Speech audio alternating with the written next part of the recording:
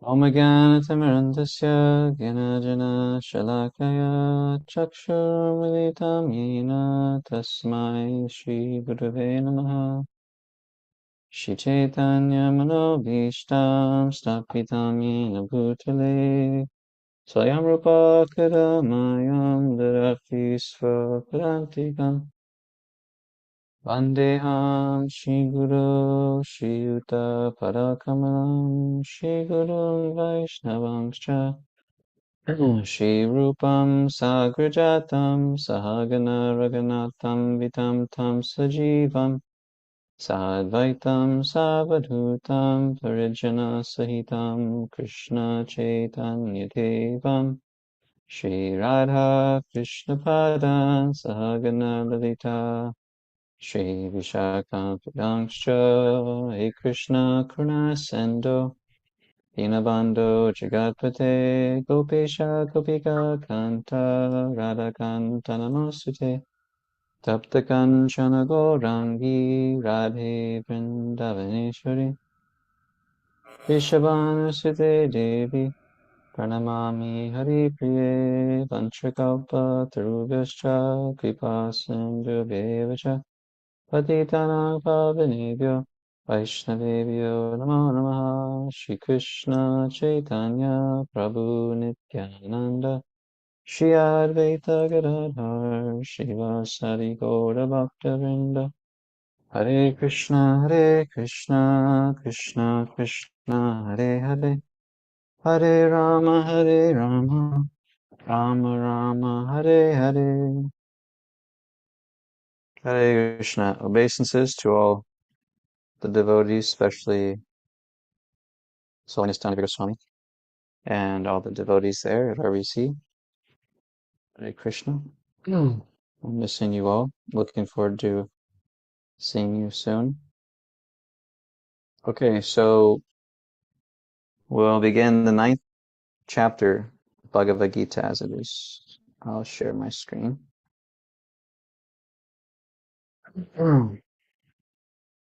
So we'll do 11 verses, Sanskrit and English together. This is the 5th verse. Let me go first. Shri Bhagavan Uvacha Idam tu te guyatamam pravakshyam Suyave Gyanam Vijnana Sahitam Yajgyatva Mokshase Shubhat. Translation. The Supreme Lord said, My dear Arjuna, because you are never envious of me, I shall impart to you this most secret wisdom, knowing which you shall be relieved of the miseries of material existence. Text number 2.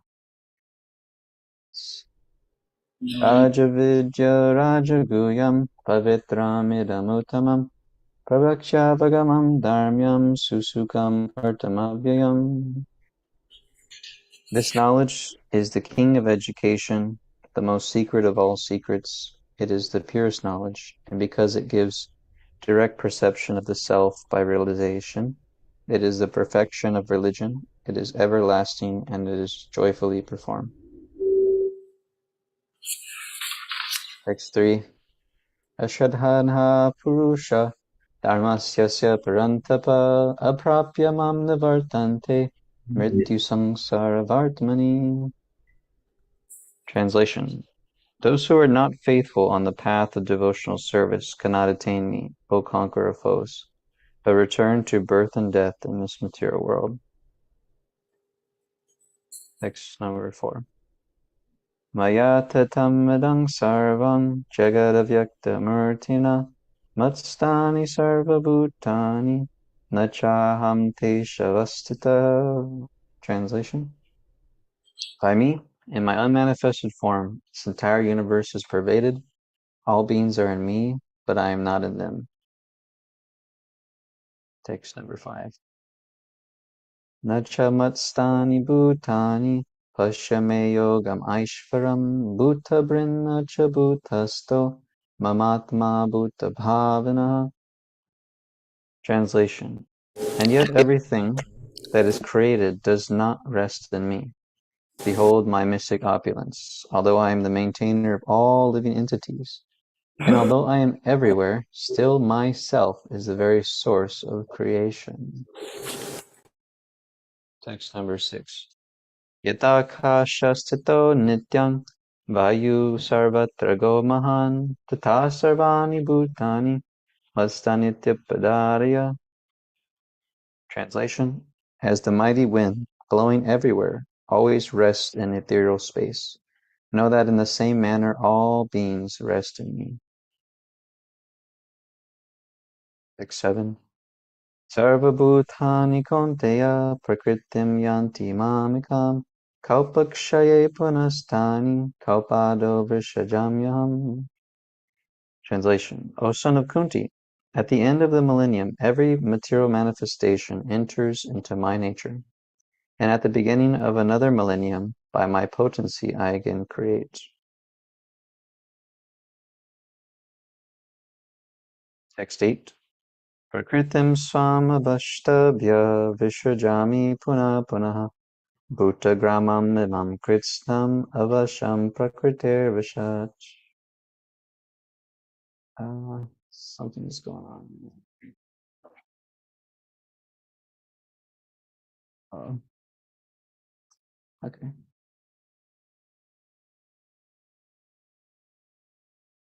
I don't have the rest of the verse here. Can someone else read it? I won't be able to hear you, maybe.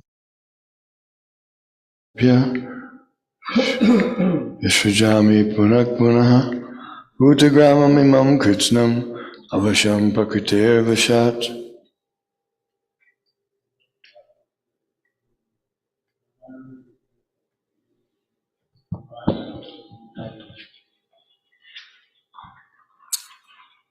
Text 9. Nachamam tani karmani nibadnanti dhananjaya Udasina varasinam asaktam teshu karmasu.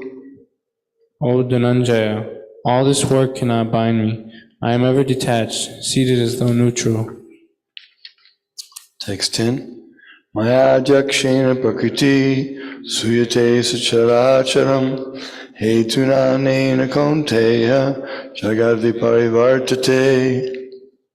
This material nature is working under my direction, O son of Kunti, and it is producing all moving and unmoving beings. By its rule, this manifestation is created and annihilated again and again. And finally, text 11. Avajananti mamudha manushim tunamashritam param bhavam ajananto mama bhuta maheshwaram. Fools deride me when I descend in the human form. They do not know my transcendental nature and my supreme dominion over all that be. Thank you very much. So we'll return to chapter 9, text 1. It's up. No, on my screen. The Supreme Lord said, my dear Arjuna, because you are not envious of me, I shall impart to you this most secret wisdom, knowing which you shall be relieved of the miseries of material existence. Purport by His Divine Grace A.C. Bhaktivedanta Swami Srila Prabhupada. As a devotee hears more and more about the Supreme Lord, he becomes enlightened. This hearing process is recommended in the Srimad Bhagavatam. Quote, the messages of the Supreme Personality of Godhead are full of potencies, and these potencies can be realized if topics regarding the Supreme Godhead are discussed amongst devotees. This cannot be achieved by the association of mental speculators or academic scholars, for it is realized knowledge. The devotees are constantly engaged in the Supreme Lord's service. The Lord understands the mentality and sincerity of a particular devotee, of a particular living entity who is engaged in Krishna consciousness, and gives him the intelligence to understand the science of Krishna in the association of the devotees.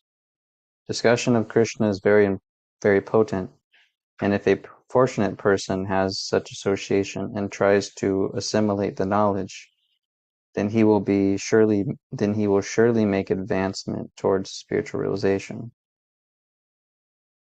Lord Krishna, in order to encourage Arjuna to higher and higher elevation in his potent service, describes in this 9th chapter matters more confidential than any he has already disclosed. The very beginning of Bhagavad Gita, the first chapter, is more or less an introduction to the rest of the book, and in the second and third chapters, the spiritual knowledge described as confidential.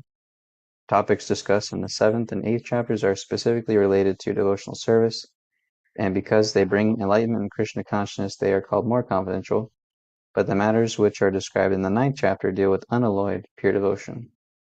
Therefore, this is called the most confidential. One who is situated in the most confidential knowledge of Krishna is naturally transcendental. He therefore has no material pangs, although he is in the material world. In the Bhakti Rasamrita Sindhu, it is said that although one who is a sincere desire to render loving service to the Supreme Lord is situated in the conditional state of material existence, he is to be considered liberated. Similarly, we shall find in the Bhagavad Gita 10th chapter that anyone who is engaged in that way is a liberated person. Now, this first verse has specific significance. Knowledge, idam jnanam, refers to pure devotional service, which consists of 9 different activities: hearing, chanting, remembering, serving, worshiping, praying, obeying, maintaining friendship, and surrendering everything. By the practice of these 9 elements of devotional service, one is elevated to spiritual consciousness, Krishna consciousness. At the time when one's heart is cleared of the material contamination, one can understand the science of Krishna. Simply to understand that a living entity is not material is not sufficient. That may be the beginning of spiritual realization, but one should recognize the difference between activities of the body and spiritual activities by which one understands that he is not the body. In the 7th chapter, we have already discussed the opulent potency of the Supreme Personality of Godhead, his different energies, the inferior and superior natures, and all this material manifestation. Now, in the 9 and 10, chapters 9 and 10, the glories of the Lord will be delineated.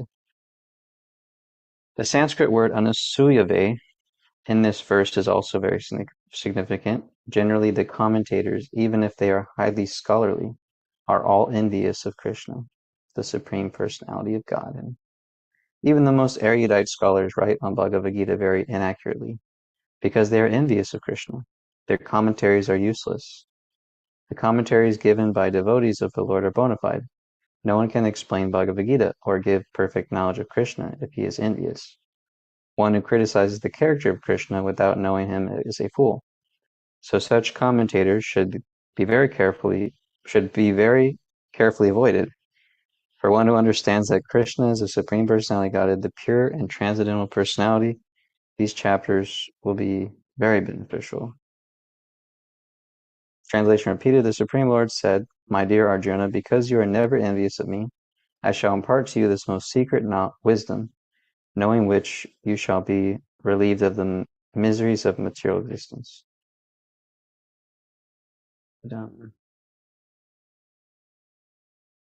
So, this is famous verse,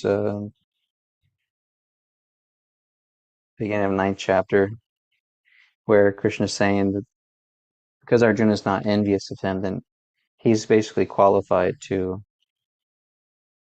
get this most confidential knowledge, as we were hearing in the purport. So as our envy, through the process of devotional service, as our envy becomes purified, then we can have more and more understanding about Krishna and everything in relation to Krishna. It's a byproduct of being free from our envy of Krishna. Because how much can you actually know about somebody truly if you're envious? Because envy generally clouds your judgment and you become demeaning towards a person. Your false ego tries to justify their behaviors as wrong. because you're envious and you want to be above them. So like this, when that envy is gone, then you can actually hear about Krishna and accept what the Shastras say about him and how he reveals himself to you as well through various ways.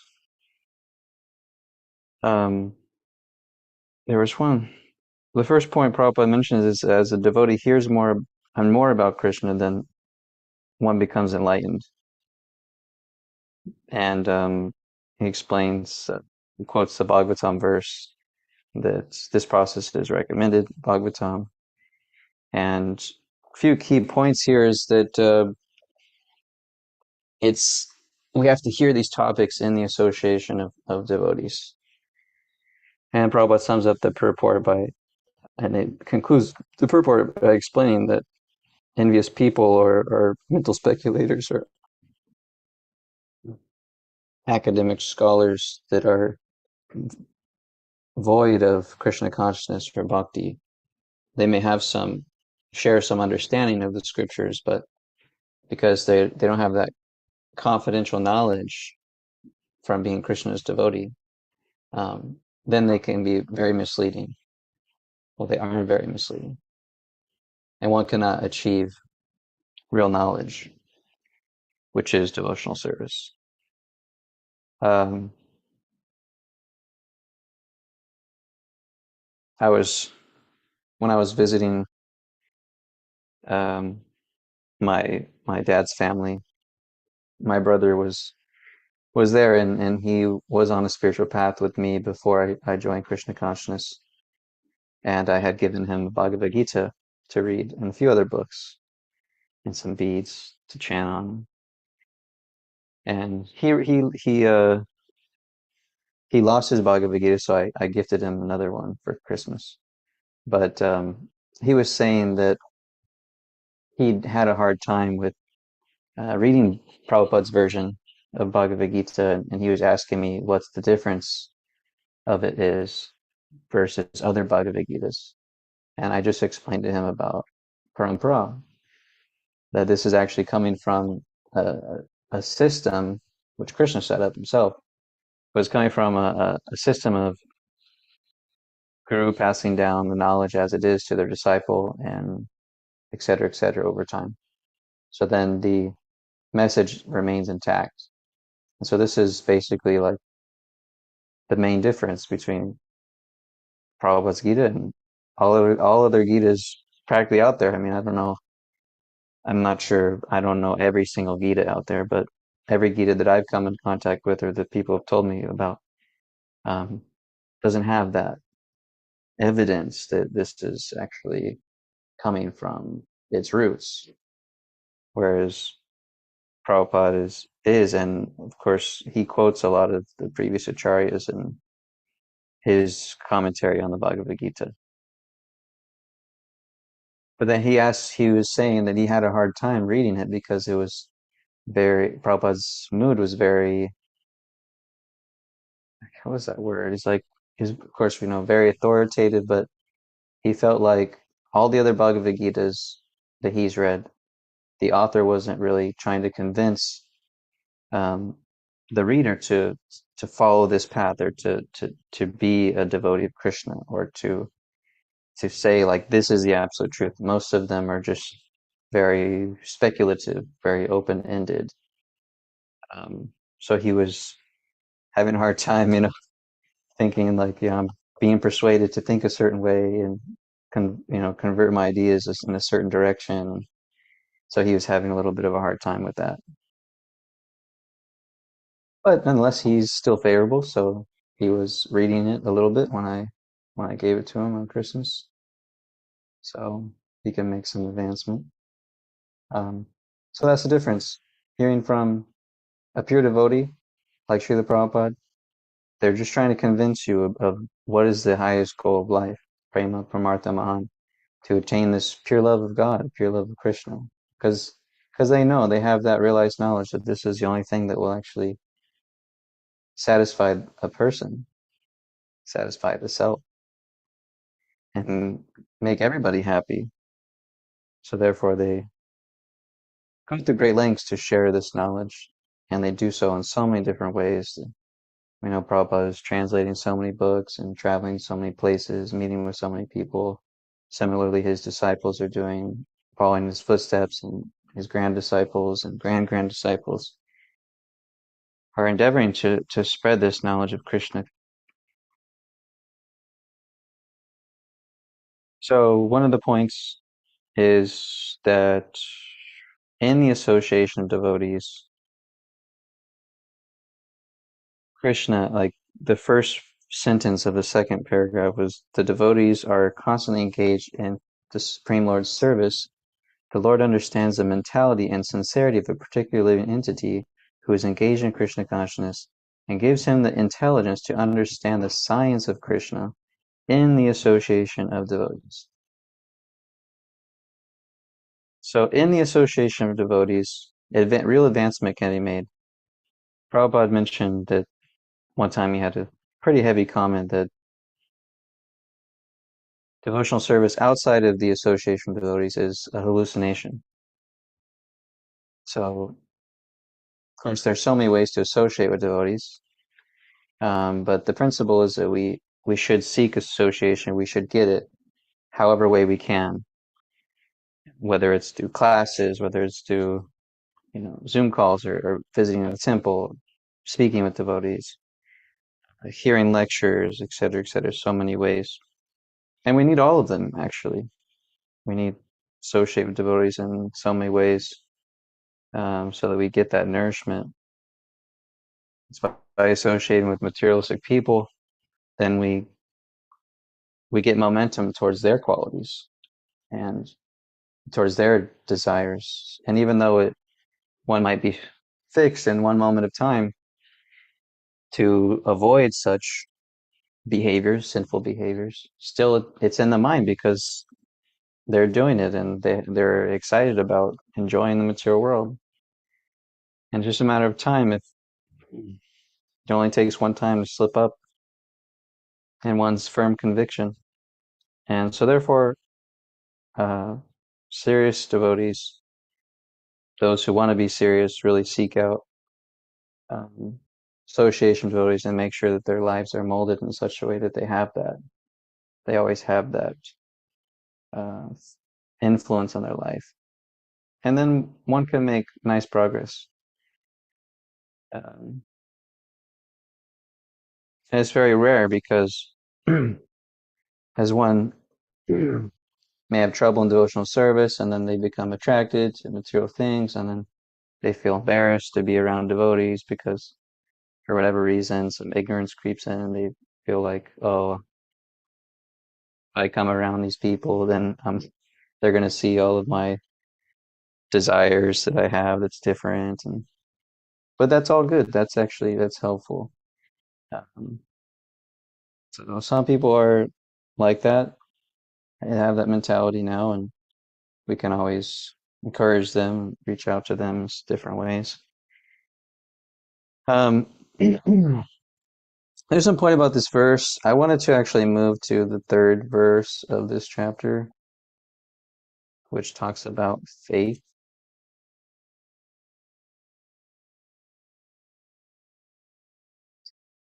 Those who are not faithful on the path of devotional service cannot attain me, O conqueror of foes, but return to birth and death in this material world. Prabhupada has a really nice purport here. Purport: the faithless cannot accomplish this process of devotional service. That is the purport of this verse. Faith is created by association with devotees. Unfortunate people, even after hearing all the evidence of Vedic literature from great personalities, still have no faith in God. They are hesitant and cannot stay fixed in the devotional service of the Lord. Thus, faith is a most important factor for progress in Krishna consciousness.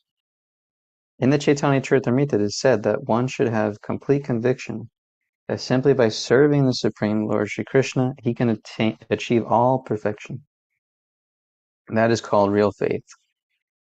In the Srimad Bhagavatam 3.4.12, it is stated that by giving water to the root of a tree, its branches, twigs, and leaves become satisfied. And by supplying food to the stomach, all the senses of the body become satisfied.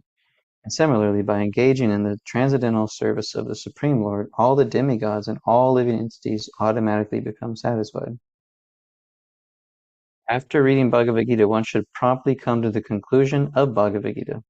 One should give up all other engagements and adopt the service of the Supreme Lord, Krishna, personality of Godhead. If one is convinced of this philosophy of life, that is faith. Now, the development of that faith is the process of Krishna consciousness. There are three divisions of Krishna conscious men, and the third class are those who have no faith. If they are engaged in devotional service officially for some ulterior purpose, they cannot achieve the highest perfectional stage. Most probably they will slip after some time. They may become engaged, but because they haven't complete faith and complete conviction in faith, it is very difficult for them to continue in Krishna consciousness. We have practical experience in discharging our missionary activity that some people come and apply themselves to Krishna consciousness with some hidden motive, and as soon as they are economically a little well situated, they give up this process and take to their old ways again. It is only by faith that one can advance in Krishna consciousness. As far as the development of faith is concerned, one who is well versed in the literatures of devotional service and has attained the stage of firm faith is called a first-class person in Krishna consciousness.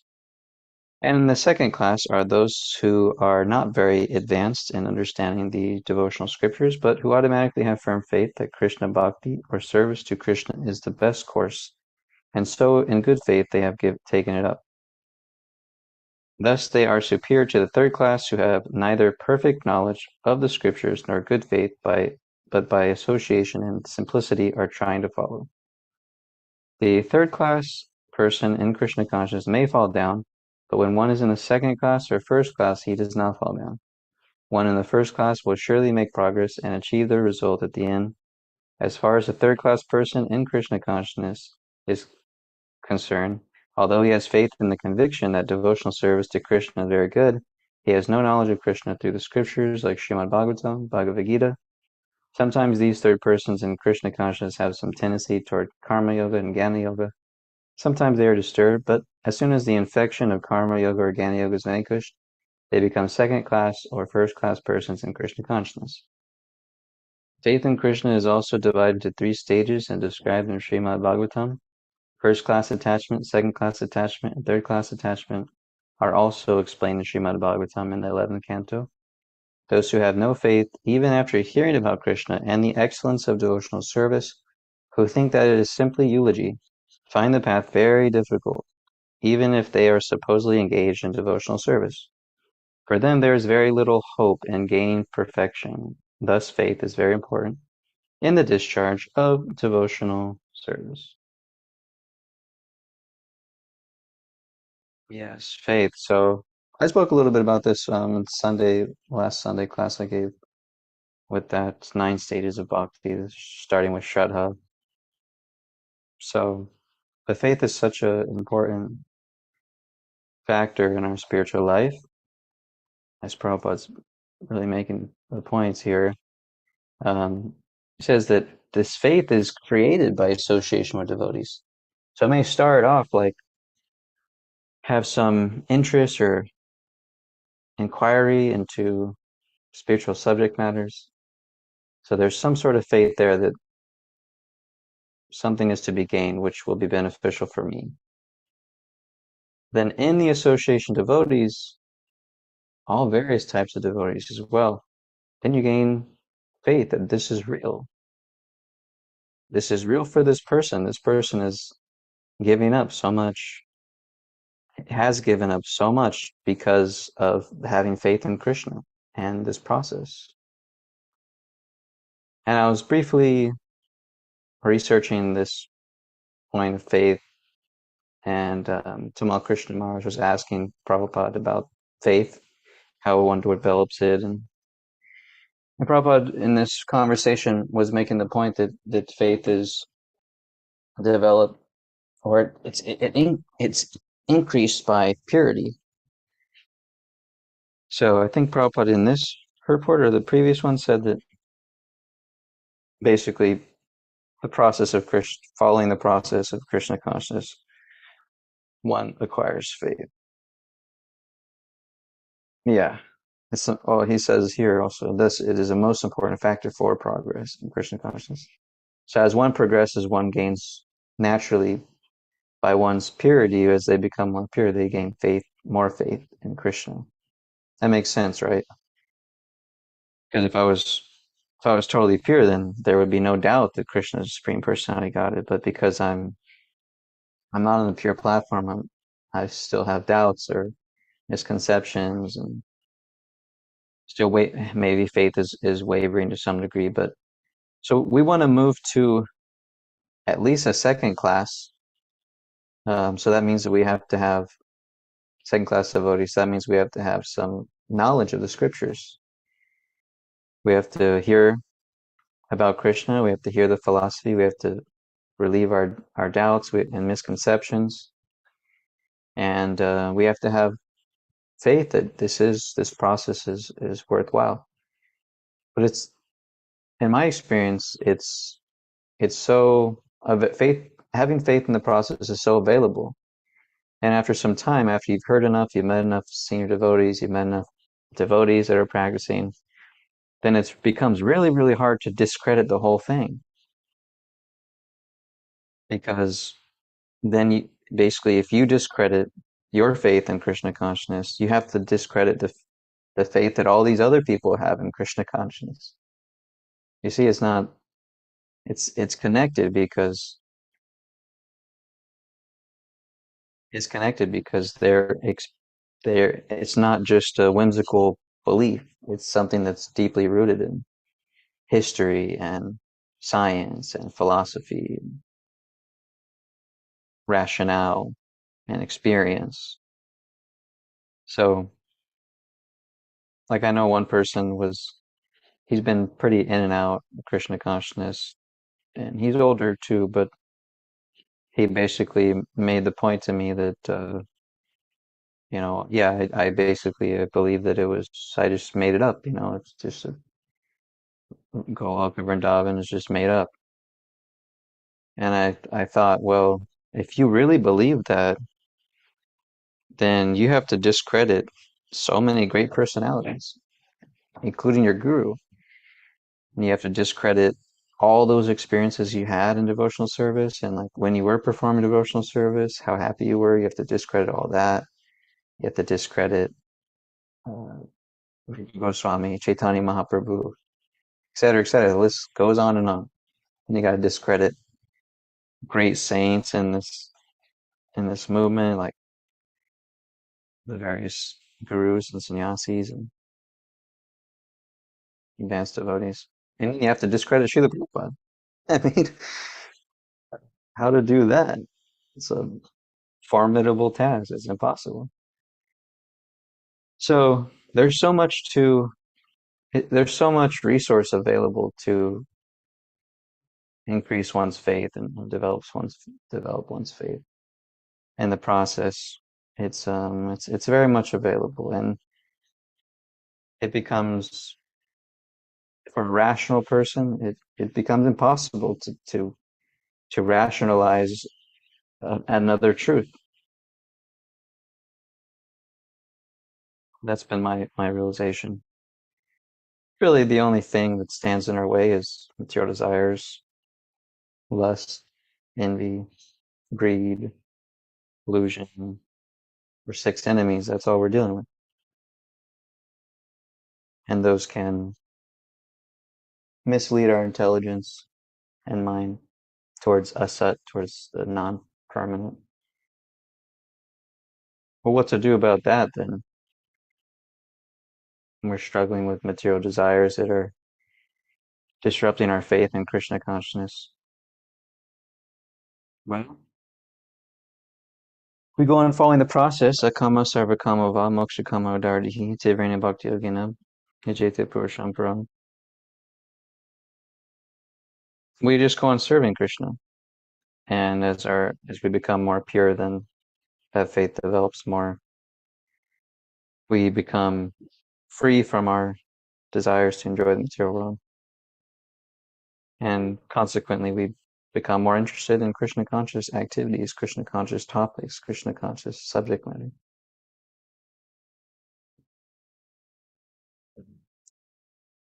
So the intelligence has to be situated in and hearing about Krishna and having heard about the glories of the Lord and and his devotees. And then one's intelligence will, if one is sane, then one's intelligence will always be checkmated into having faith in Krishna.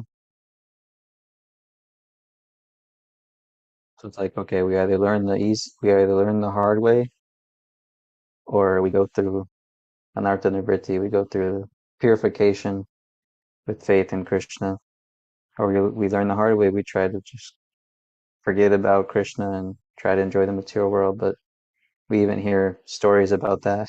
Devotees try to go away, and every step Krishna's right there present. So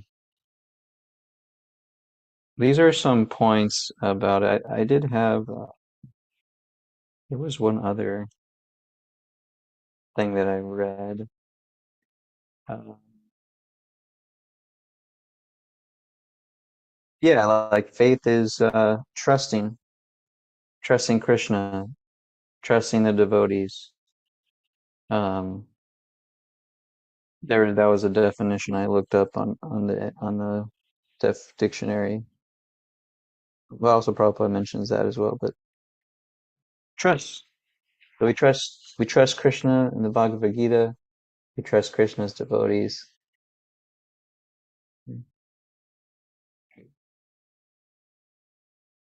We have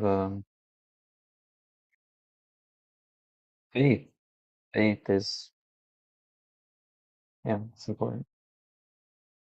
Okay, are there any comments or questions?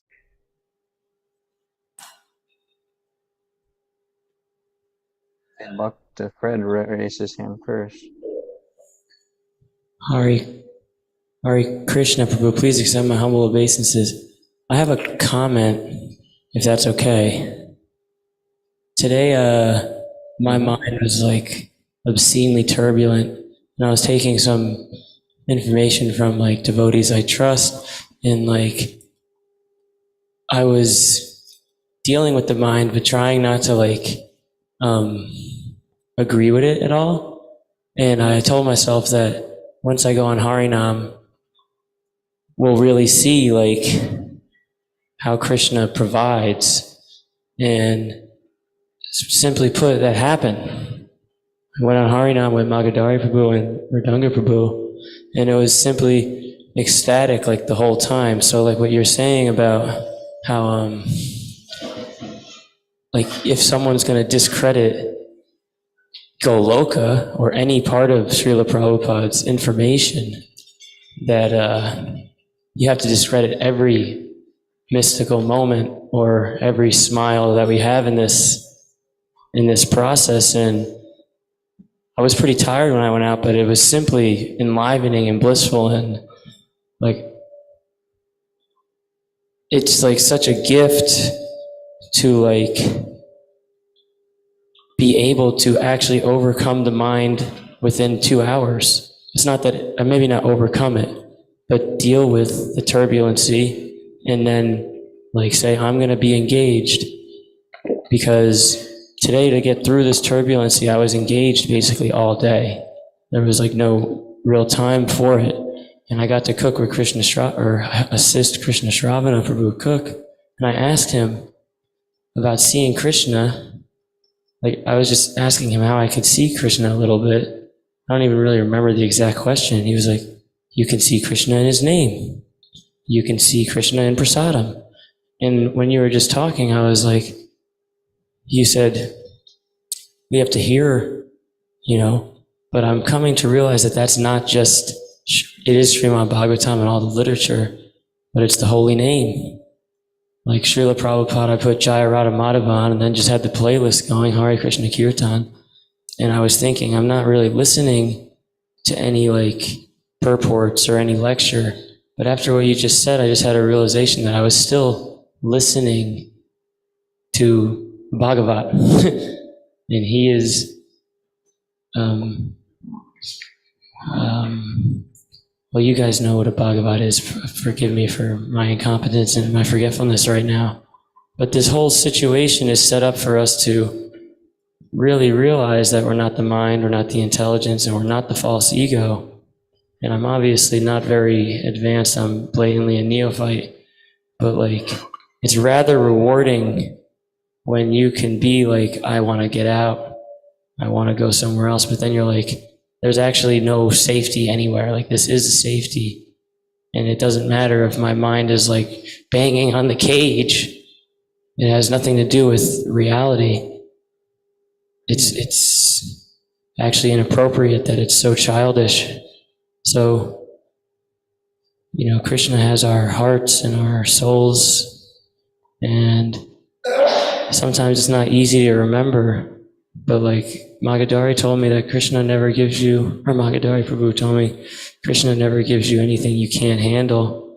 And I've tried to take shelter in that sentence because, like you said, if I discredit the devotees that give their whole life to this, no matter where they're at, no matter what I think, then I'm discrediting every mystical moment I've had, and there's been no more mystical time than in Krishna consciousness. I'm not saying I'm here for that, but it's just like helps me to really develop faith, because I used to be a very faithless person. So I thank you for letting me be in your association, and I know I'm like really difficult to be around, but thank you, devotees. Hare Krishna. Krishna. Thank you, Prabhu. Yeah, pretty much. Solution for the mind is engagement in Krishna consciousness. That's it's really the only way to curb the restless mind. And even by doing that, still the mind may be so turbulent, but at least we're making progress to calming the mind down, and eventually it will become more sane to deal with. Okay, Magadari, did you have something?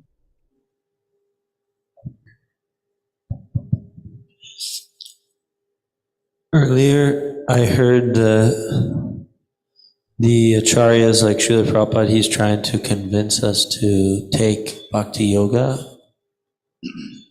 So I was talking with one person and I was mentioning to them that, okay, you're doing some breath work, very nice, but you should try the mantra because it's the best yoga, it's the best process for self-realization, and for God's a person, so you know if you have a relationship with him, then that's the perfection of life.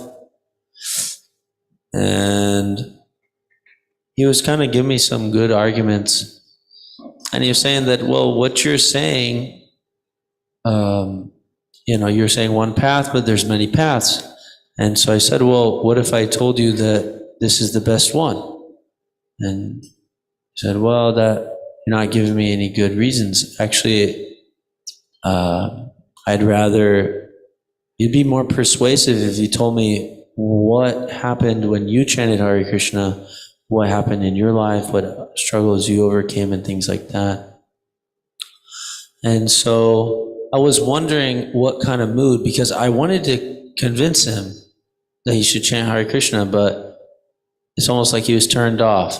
So I'm wondering if I have to be sneaky about it, or I'm not trying to convince him, or I should just tell him what happened to me in my life. Maybe.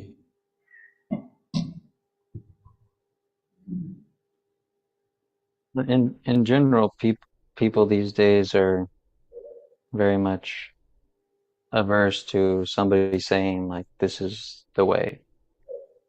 So it's like what he said, if you would tell me, chanting Hare Krishna did this for you and it helped you overcome this, and that's a personal testimony. And then that's powerful. I was just as powerful as saying that this is the absolute truth. And But you say if it's like a testimonial, it's a story about how life is, how it turned out for you. And of course, the downside of that is that they say, well, I'm glad that was true for you, but everybody's got their own path. Like, okay, but why don't you try chanting with me then? You know? Um, so that's a way to get across the point and still the point of that this is really it, that like you could say things like, I've never found so much information about the soul and about Krishna, God before, and that was remarkable. So you're basically saying like, yeah, this is it. This has the best knowledge, and that's objectively true, actually. So, yes. Okay, well, I there's some engagement here in a few minutes, so I have to log off. But thank you very much for listening. Thank you, Guru Maharaj. Thank you, all assembled devotees, for all your services and continuing to spread the Krishna consciousness movement. Thank you for all your endeavors throughout this Christmas marathon, Prabhupada marathon. We got one more day. All glories to Srila Prabhupada. Haribo.